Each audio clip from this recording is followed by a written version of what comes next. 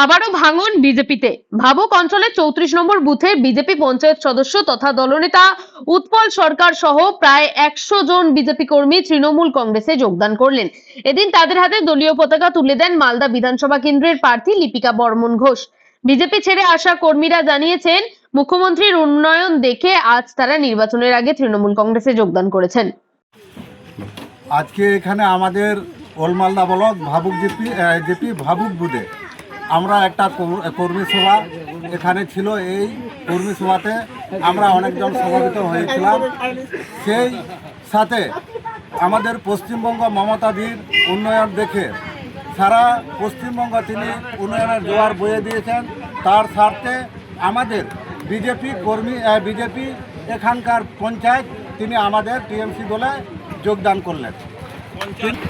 প্রায় কতজনকে নিয়ে জয়েন করলো? প্রায় 200 জন।